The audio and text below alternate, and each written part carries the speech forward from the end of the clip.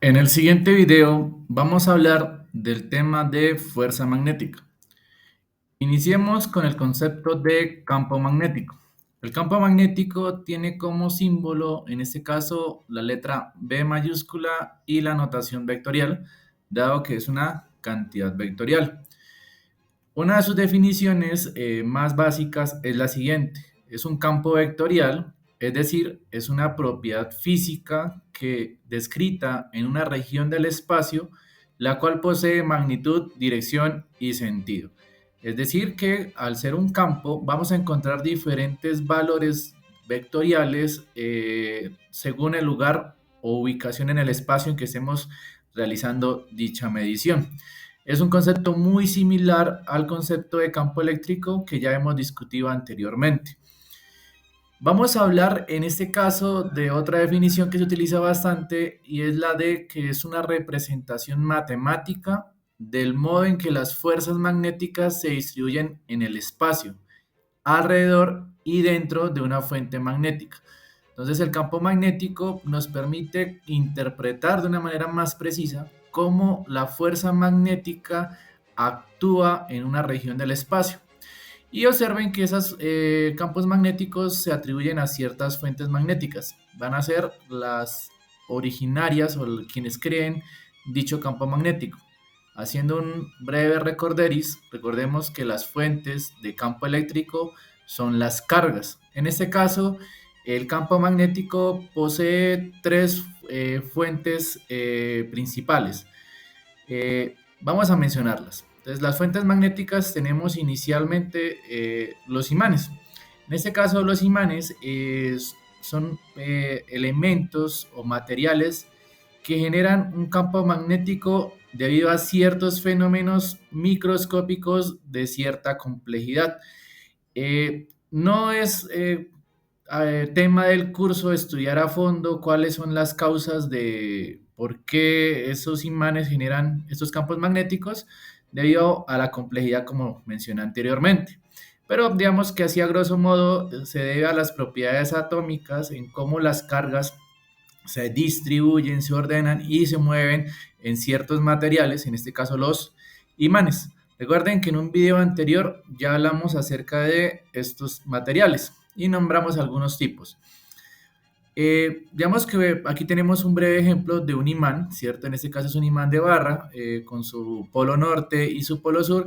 Y en este breve experimento se han colocado unas virutas de metal que al acercarse, en este caso, al imán, se ordenan de cierta manera. Ese ordenamiento de las virutas es debido a que son virutas metálicas, ferromagnéticas, y por ende sienten la presencia del campo magnético del imán y sienten esa fuerza. Y ahí recuerden que la fuerza origina movimiento, por eso se ordenan de dicha manera. Para poder interpretar de mejor manera el campo magnético y su alcance espacial, es útil las siguientes representaciones de estas líneas. Y esas líneas se conocen como líneas de campo magnético. Más adelante vamos a ver algunas de las propiedades de esas líneas de campo magnético. Pero digamos que como les mencioné, es una representación de cómo podemos entender que la fuerza magnética es una fuerza de largo alcance, es una fuerza de campo, es decir, no necesariamente el imán debe tocar el otro objeto para atraerlo, en este caso, como vemos acá, en este caso el imán atrae unos clavos de hierro. Bueno, continuemos. Vamos a hablar de otra fuente magnética. Otra fuente magnética, y es de las más utilizadas en la industria y en la tecnología, y que vamos a estudiar inicialmente, son las cargas eléctricas en movimiento. Si yo tengo una carga eléctrica en reposo, pues solamente voy a tener campo eléctrico y en este caso fuerza eléctrica, que sería la ley de Coulomb. Pero si a la carga eléctrica le aplico, en este caso, una diferencia potencial, es decir, comienzo a moverla, toda carga que se mueva, cierto valor de velocidad y aceleración, en este caso va a generar que en este caso produzca un campo magnético. Entonces, como dice la definición, toda carga en movimiento produce un campo magnético. Por eso cuando tenemos corrientes eléctricas también hay campos magnéticos. Entonces podemos afirmar que el campo eléctrico y el campo magnético estarían en este caso apareciendo de manera simultánea. Entonces, cuando hay cargas eléctricas, tenemos campos eléctricos y campos magnéticos. Cuando tenemos imanes a nivel macro, solamente tenemos campo magnético. En este caso, obviamente, si el imán está en reposo. Entonces, aquí un breve ejemplo en cómo yo tengo un cable conductor en el cual fluye, en este caso, la corriente. Miramos que su dirección es vertical hacia arriba. Automáticamente ese movimiento de cargas generan que se cree un campo magnético alrededor del conductor. Y en este caso lo representamos con la línea de campo magnético. ¿Qué sucede? Que en ese caso, ¿por qué se atribuye esa generación de campo magnético? Es debido a las distorsiones, en este caso del campo eléctrico, causadas por el movimiento. Entonces ya no tenemos un campo eléctrico estático, sino un campo eléctrico que se está moviendo alrededor de la carga, es decir, la carga y su campo se están moviendo y esas distorsiones del campo, podríamos decir que deformaciones, generan la creación de un campo magnético que dependiendo de cómo se mueva la carga y de ciertas características, esas líneas de campo magnético pueden cambiar. Y la última fuente magnética en este caso son conocidos como los electroimanes. En este caso los electroimanes son dispositivos en los que por medio de una batería se hace circular corriente por un cable enrollado en metal. En este caso el conductor tiene cierta forma particular y es la de un enrollamiento en forma de bobina. Observen acá. En este caso el alambre está enrollado de manera de una bobina cilíndrica formada por espiras circulares, que son cada una de las vueltas del conductor, y en este caso se enrollan alrededor de un metal, ¿vale? Y ese metal debe ser un metal ferromagnético, ¿vale? Y en este caso, si utilizamos otro tipo de metal que no sea ferromagnético, pues no podríamos obtener un electroimán. Y bueno, la corriente que se genera en este caso al conectar los extremos del conductor a una batería genera una diferencia potencial, la corriente comienza a fluir y ese movimiento de corriente, como ya mencionamos anteriormente, genera un campo magnético, pero en este caso es un campo magnético muy particular porque se crea en mayor intensidad dentro de la bobina, es decir, dentro del material metálico ferromagnético, y lo que hace en este caso es que el material se magnetice y se convierta en un imán. Obviamente un imán con un valor de intensidad mucho mayor que un imán natural. Entonces, en este caso generamos un campo magnético que en este caso, si yo desconecto la batería, el campo magnético se apagaría, como está aquí la animación. Entonces, si conectamos en este caso la batería y acercamos a un material de hierro o ferromagnético, pues tenemos un imán. Si desconectamos, se soltaría el clip. Es una aplicación que utiliza un ejemplo en estas grúas de electroimán, las cuales mientras la batería esté conectada, pues logra atraer materiales metálicos y si apagamos o desconectamos la batería, pues todo ese material metálico caería.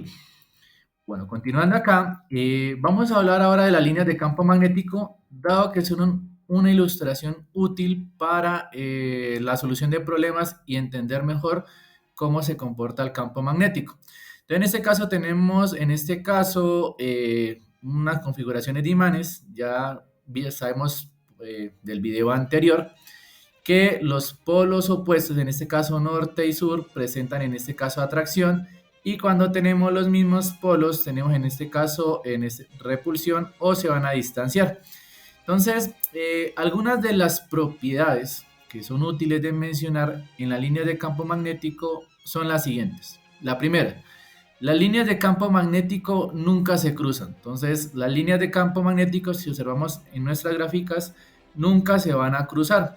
Porque el hecho de que se crucen implicaría que en ese punto del espacio tenemos más de dos valores de campo magnético y eso no sucede en la naturaleza. La segunda característica es que las líneas de campo magnético se amontonan de forma natural en las regiones donde el campo magnético es más intenso. Entonces, digamos, observemos acá, las líneas de campo magnético están mucho más juntas y representarían en este caso que el campo magnético en este lugar es mucho más fuerte. Por eso, digamos, cuando acercamos dos imanes con los dos polos idénticos, es prácticamente que imposible que logremos juntarlos porque la fuerza magnética es mucho mayor. Y observemos que acá en las regiones más alejadas de los imanes, ¿cierto? Las líneas están mucho más separadas, la concentración es menor y en este caso su intensidad es mucho más débil. La otra propiedad es la siguiente, se utiliza por convención, no es una regla universal, se puede cambiar, pero la mayoría de los documentos académicos la siguen y es que la convención de la dirección de las líneas de campo magnético es del polo norte hacia el polo sur. Es decir, estas líneas siempre salen del norte, polo norte, y van al polo sur. No importa en este caso cómo orientemos el imán, se utiliza esa convención. Repito, puede que en algún documento se invierta la convención, pero no afectaría mucho los cálculos, solamente sería de interpretación. Bueno, la otra propiedad que es importante también y por la cual se le coloca la dirección también a las líneas de campo es que cada punto de la línea de campo es tangente al vector de campo magnético. Es decir, que con esta línea de campo magnético yo puedo conocer cómo se distribuye el campo alrededor del imán en cualquier punto del espacio. Entonces, por eso su utilidad. Es más fácil graficar estas líneas que los vectores de campo magnético. Entonces, recuerden que un vector tangente a una curva es aquel que toca un solo punto, en este caso una trayectoria. Y miramos acá que la trayectoria del campo es tangente en todos los puntos que he graficado. Y obviamente su sentido me indicaría o iría en la dirección y sentido de las líneas de campo magnético. Y digamos que de esa manera podríamos ver cómo es el ciclo o la rotación si estuviera rotando, en este caso, las líneas de campo. Bueno, digamos aquí hay una mejor imagen, tenemos un conductor por el cual fluye una corriente y pues nosotros podemos ver que en este caso los vectores de campo, perdón, son tangentes en todos sus puntos a la trayectoria de las líneas de campo magnético. Digamos porque aquí hay que tener cuidado. Cuando utilizan este tipo de trayectorias, una notación que se utiliza es si el sentido del campo magnético es en el de las manecillas de reloj o en sentido contrario a las manecillas de reloj.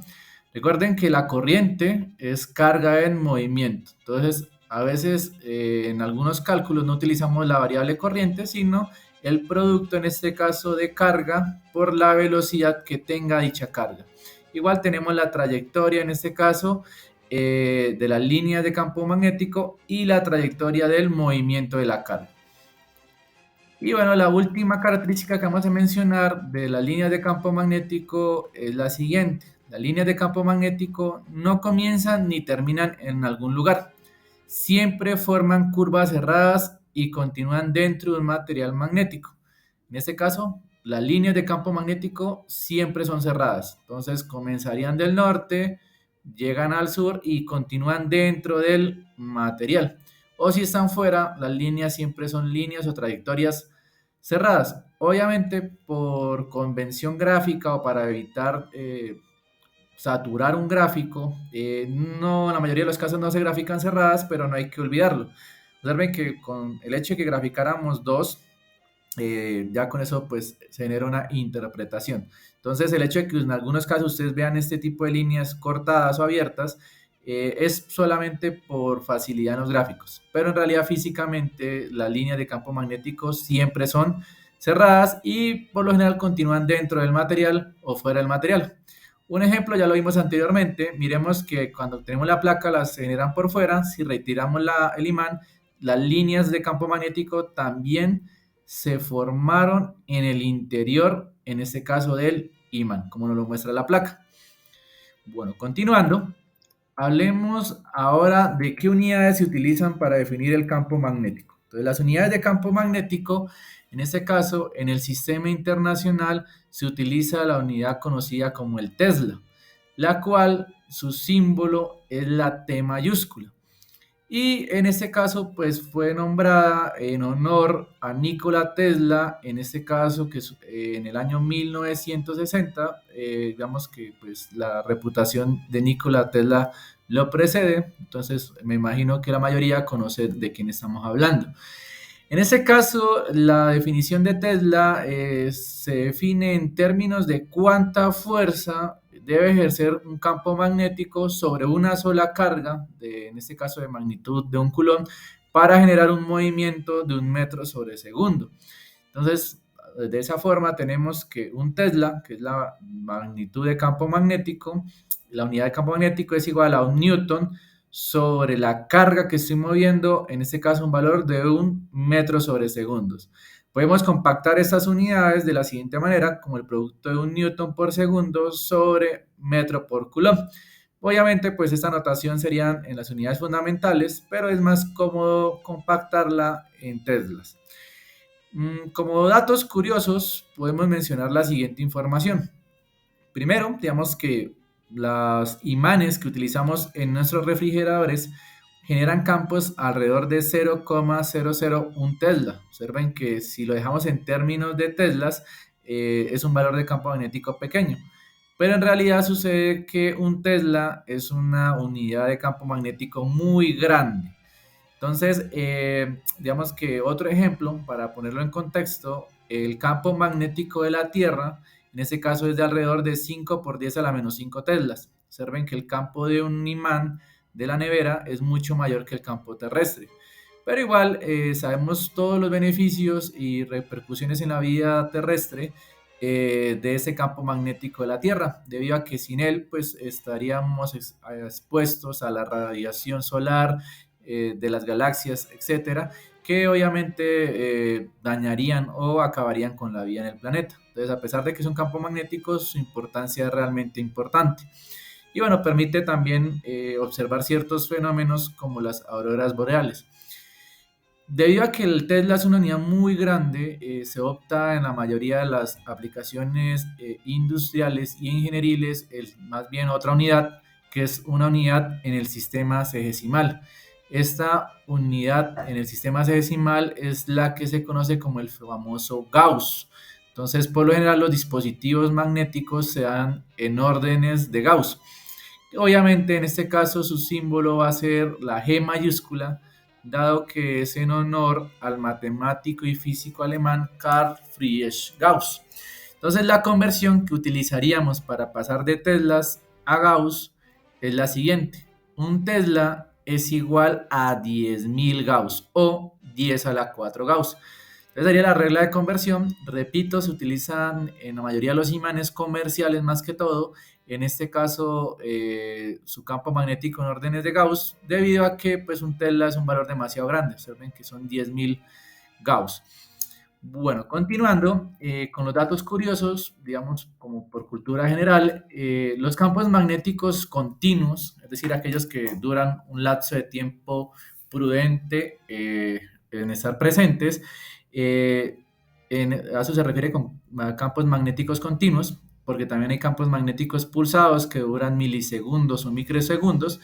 En este caso, el más fuerte que se ha creado en la Tierra, obviamente va a ser de manera artificial, es producido por un tipo de imán llamado bitters o imanes bitter, los cuales, pues en vez de utilizar conductores en espiras, se utilizan placas cilíndricas de disco metálicas, lo cual permite que soporten mayor las fuerzas de Lorentz, es decir, soporten, digamos en este caso, presiones y aumentos de temperatura.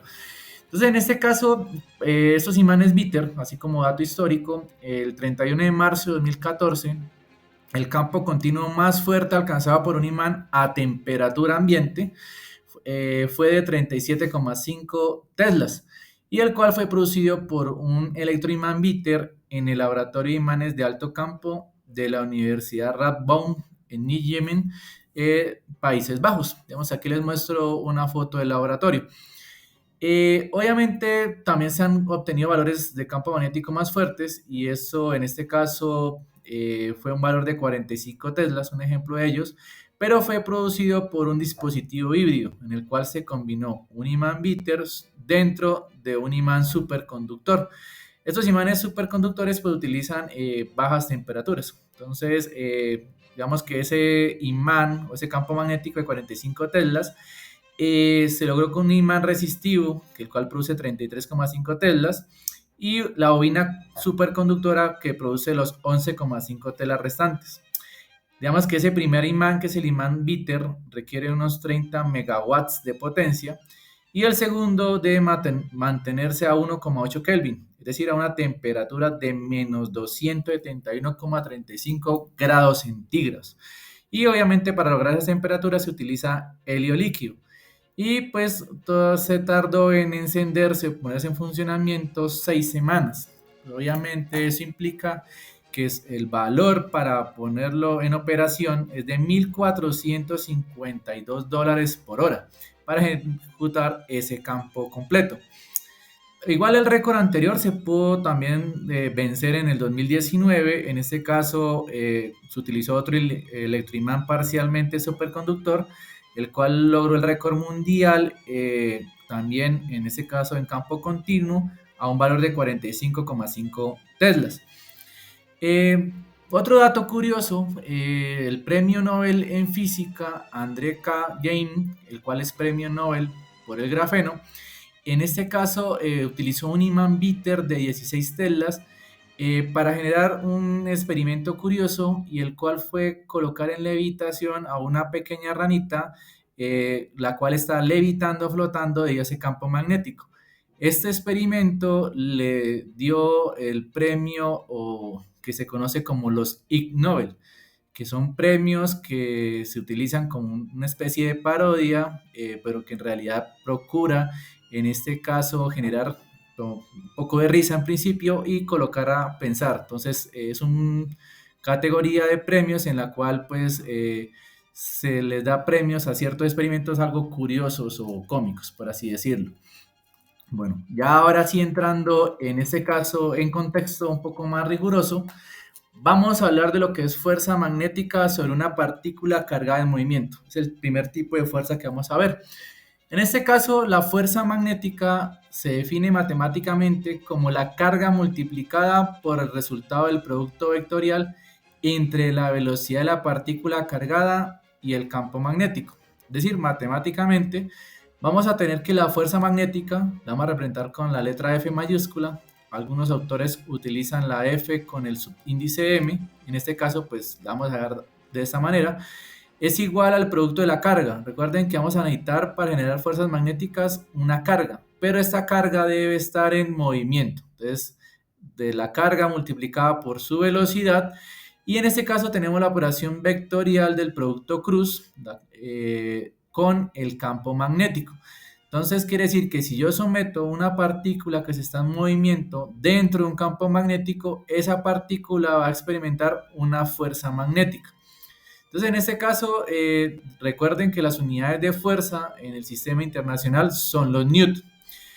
Las características de la fuerza magnética son las siguientes. La primera, la magnitud de la fuerza magnética es proporcional a la magnitud de la carga. Observemos que la operación es una operación lineal, quiere decir que si yo aumento la magnitud de la carga, la fuerza magnética también va a aumentar. ¿Listo? Entonces, si yo la duplico, la fuerza magnética se duplicaría y así sucesivamente. Aquí hay que tener también cuidado con el signo de la carga. Recuerden que tenemos cargas positivas y cargas negativas. Entonces, si tengo una carga negativa, va a cambiar el sentido de la fuerza magnética. Entonces, aquí en esas operaciones, si es negativo, el menos se debe colocar. La otra característica de la magnitud de la fuerza también es proporcional a la magnitud o intensidad del campo magnético. Quiere decir eso, que si entre más fuerte sea el campo magnético, mayor es la fuerza que experimentaría la partícula. Es decir, se va a mover mucho más rápido y podría cambiar su dirección mucho más rápido. Obviamente, si no hay un campo magnético, la partícula sigue moviéndose de manera normal y solamente en este caso no experimentaría fuerza magnética porque ese término sería igual a cero. Y como ya mencionamos, las fuentes de campo magnético son cargas en movimiento. Entonces, la fuerza magnética también depende de la velocidad. ¿De qué manera? Directamente proporcional. Entonces, la fuerza es directamente proporcional a la carga, directamente proporcional a la velocidad y directamente proporcional al campo magnético. Es decir, que si la partícula está en reposo o quieta, la fuerza magnética desaparece y solamente tendría la partícula fuerza eléctrica o ley de Coulomb, la que ya vimos anteriormente. Bueno, digamos que aquí hay una breve representación. Si yo tengo una partícula, en este caso positiva, la cual está sometida a un campo magnético, en este caso vertical, ya sea hacia arriba o vertical hacia abajo, y tiene que estarse moviendo esa partícula. Un ejemplo que se mueva en esta dirección. El mero hecho que se mueva en presencia de ese campo magnético nos puede garantizar que la fuerza, la partícula experimente una fuerza, y en este caso la fuerza va a tener esta dirección.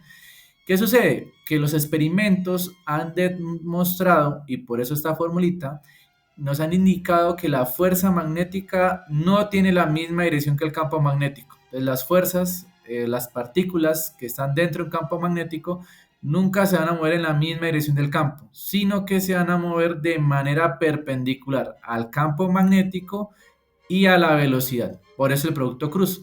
Recuerden que el producto cruzo vectorial entre dos vectores, en este caso velocidad y campo magnético, crea otro vector que sería la fuerza, pero ese vector es perpendicular al plano formado por los dos vectores anteriores.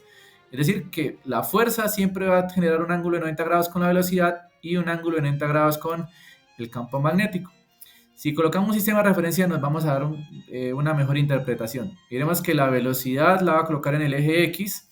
Voy a decir que el campo magnético en este caso está en el eje Y, y vamos a tener el plano XY. ¿Cuál sería el plano perpendicular a X y Y? Pues la dirección Z. Entonces nuestro vector de fuerza en este caso va a ir en dirección Z, perpendicular al plano X y Y.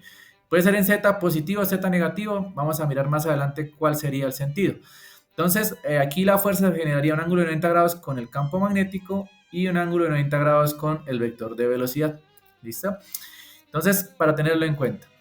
La magnitud de la fuerza magnética sobre una partícula cargada en movimiento. Entonces, ahora hablemos de la magnitud de la fuerza. Entonces, podemos utilizar la definición de producto cruz, en este caso, para calcular la magnitud. Y recuerden que la definición del producto cruz es la siguiente. La magnitud de la fuerza, ojo con la notación, entre barras. Vamos a tener un escalar. Entonces, la magnitud de la fuerza es igual a ¿quién? A la magnitud de la carga. Entonces, aquí hay que tener cuidado, la carga se escribe de manera positiva, solamente su valor de magnitud, multiplicado por la magnitud de la velocidad y multiplicado por la magnitud del campo. Y el producto cruz se define en términos de seno de phi, donde recuerden que phi tiene una característica particular, y es que es el ángulo entre el vector de velocidad de la partícula cargada y el vector de campo magnético. Entonces es el ángulo de abertura entre estas dos variables. Y ese ángulo siempre toma valores entre 0 y 180 grados. ¿Listo? Entonces, si analizamos esta característica del ángulo, porque ya vimos cómo depende la fuerza de la carga, de la velocidad y del campo magnético, entonces la fuerza también va a depender de ese ángulo. ¿Cómo depende? Entonces, recuerden que seno de phi es una operación y es un valor que toma valores entre 1 y -1, y en ciertos rangos toma valores de 0. En este caso, si el ángulo que hay entre el vector de velocidad y el vector de campo es igual a 0 o es igual a 180, la fuerza magnética es igual a 0. Entonces, el mero hecho de tener el campo magnético, de que la partícula cargada se esté moviendo, no me garantiza que exista fuerza magnética. Entonces, en este caso, cuando se cumple que el ángulo es de 0 o 180 grados, pues nuestra fuerza magnética es igual a 0. ¿Cuándo sucede eso? Digamos, de una manera un poquito más interpretativa.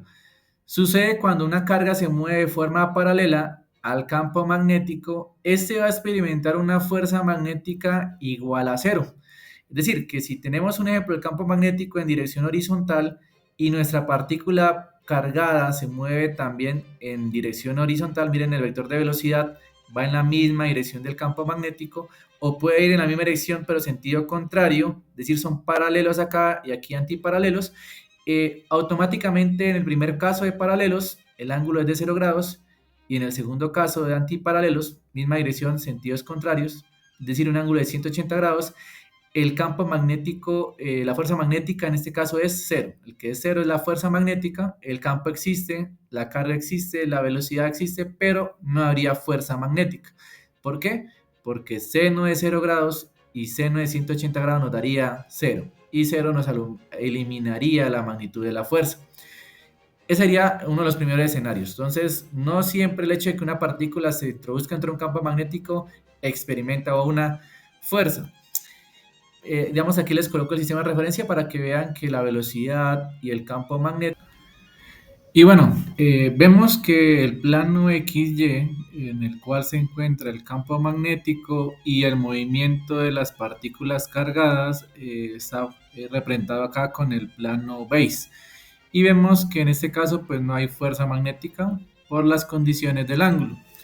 Pero ahora, si analizamos el caso en que el ángulo entre el vector de velocidad y el vector de campo magnético es igual a 90 grados, nos vamos a dar cuenta que vamos a obtener el valor de fuerza máximo para un valor de carga, un valor de velocidad y campo magnético ya establecidos. Es decir, esto se debe a que seno de 90 grados nos daría 1 y es el máximo valor que obtendría la función seno de phi. Y bueno, lo hemos representado en la siguiente gráfica. Vemos cómo la carga, en este caso, se está desplazando. Observen que tiene aquí una sombrita, igual no lo representa el vector de velocidad. Se estaría desplazando en esta dirección, que la voy a llamar la dirección X, y se mueve dentro de un campo magnético, que son las flechas azules, que en este caso estarían en la dirección Y. Y miramos que la dirección o el ángulo de abertura cuando el vector de velocidad y el vector de campo magnético están cola con cola es un ángulo de 90 grados, es decir, phi igual a 90, son perpendiculares.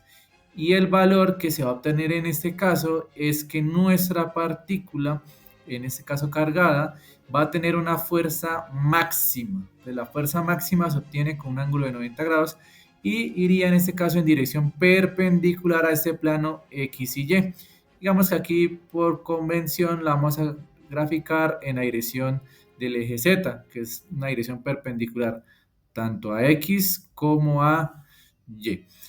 No siempre es fácil interpretar la dirección o el ángulo, en este caso pues el gráfico lo permite, cuando no es más útil utilizar la representación del producto cruz de vectores, la cual sirve para operar vectores en una, dos y tres dimensiones. Bueno, entonces continuando, sigamos analizando nuestra expresión. En cuanto al ángulo, podemos generalizar para los casos de diferente ángulo lo siguiente, el cual una carga que se mueva con ángulo phi con respecto a un campo magnético experimente una fuerza magnética con la magnitud, la fórmula que está acá, aquí la componente de velocidad perpendicular nos indica que es la magnitud de la velocidad por seno de phi. Digamos que eso es lo que resume este texto. Y concluimos que siempre la fuerza es perpendicular al plano que contiene la velocidad y el campo magnético. Entonces, vemos ahora que nuestro vector de velocidad tiene esta dirección, el ángulo que hay entre el vector de velocidad y el campo magnético es el ángulo phi, y vemos que la velocidad y el campo están en este plano base, que podría decir que es el plano X, Y, y bueno, nuestra fuerza estaría en dirección perpendicular a ese plano, digamos que en este caso en dirección Z. Y bueno, aquí nos hacen una descomposición de los componentes perpendicular de la velocidad, que es la componente de la magnitud de la velocidad por seno de phi. Siempre la fuerza va a ser perpendicular. Digamos que si hiciéramos la proyección en el tiempo de esta partícula a medida que se desplaza, la dirección de la fuerza va a ser la dirección en que la partícula comienza a moverse. Entonces lo más probable es que esta partícula sufra una desviación hacia arriba. Entonces se comienza a curvar y a salirse de su dirección. Entonces, pero sucede lo siguiente, que si nosotros miramos acá, en este caso el plano, esta formulita no me especifica la dirección de la fuerza, solamente su magnitud.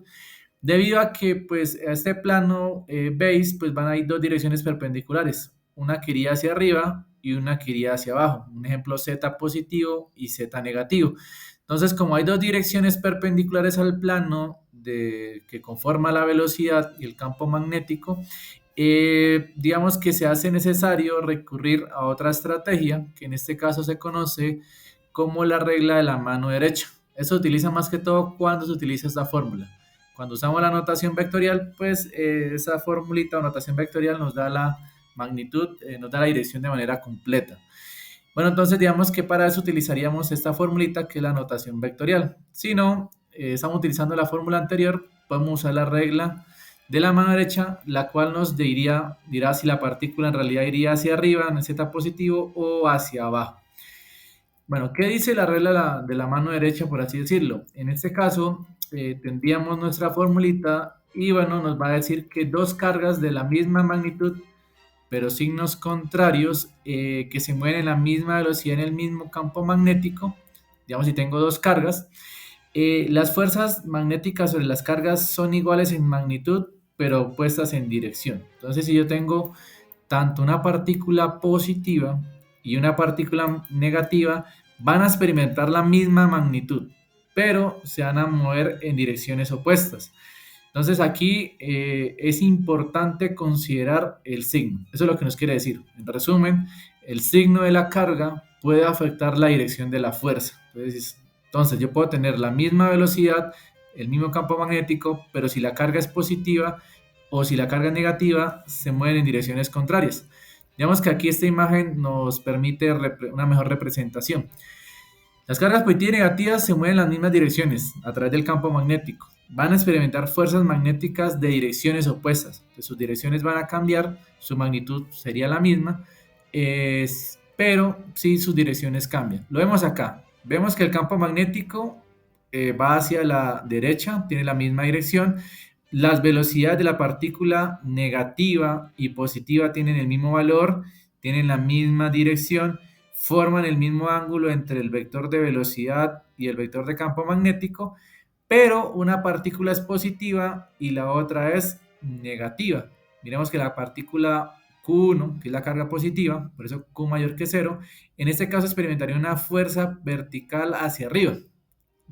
Pero la partícula negativa, que es la carga Q2, con un valor de carga negativo menor que 0, en este caso su dirección sería opuesta a la dirección de la carga positiva, es decir, iría hacia abajo. Esto porque en las operaciones debo colocar el signo de la carga, entonces cambia su sentido o dirección en este caso. Bueno, digamos que podemos resumir un poco más esto de la dirección de la fuerza magnética sobre una partícula cargada en movimiento, recordando lo que dice la regla de la mano derecha. ¿Cómo funciona? La regla de la mano derecha para la dirección de la fuerza magnética sobre una carga positiva que se mueve en un campo magnético. Entonces analicemos primero el caso positivo. Lo primero que se debe hacer es colocar los vectores de velocidad y campo magnético unidos a sus orígenes. Observemos, vector de velocidad, vector de campo magnéticos, los dos coinciden en su origen, es decir, cola con cola. Lo mismo pasaría en este otro escenario. Tenemos la vector de velocidad, tenemos el vector de campo magnético. Observen que lo que cambió fue la dirección del vector de velocidad. Y ahora lo que hacemos es girar el vector de velocidad hacia el campo magnético en el plano formado por el vector de velocidad y campo, es decir, este plano base. La idea es hacer esa rotación con el menor ángulo posible, por eso utilizamos nuestra mano derecha, la cual la idea es cerrarla de manera natural.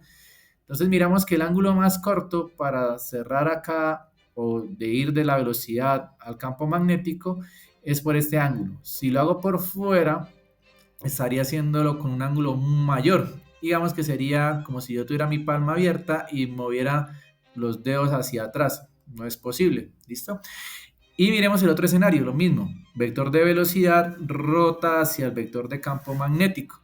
De esa manera, pues lo hago por el ángulo más corto. Este ángulo va a ser un ángulo mayor a 180. Entonces, este ángulo phi, recuerden, que es el ángulo de rotación, es un ángulo entre 0 y 180 grados. Nunca lo va a superar. Y de esa manera, pues la fuerza actúa a lo largo de una línea perpendicular. Sería todo este eje. Tendríamos todo el eje que es perpendicular al plano. Pero en este caso, la forma de desarrollar los dedos de su mano derecha en torno a esta línea, en la misma dirección que giró el vector de velocidad. Es decir, que yo colocaría mi palma de mi mano extendida sobre el vector de velocidad y lo giro de tal manera que llegue al vector de campo magnético y hacia donde apunte el pulgar me indicaría la dirección de esa fuerza magnética. Digamos que lo mismo pasaría acá. Observen que al hacer la rotación pues tendría que girar mi mano y mi pulgar ahora apuntaría hacia abajo.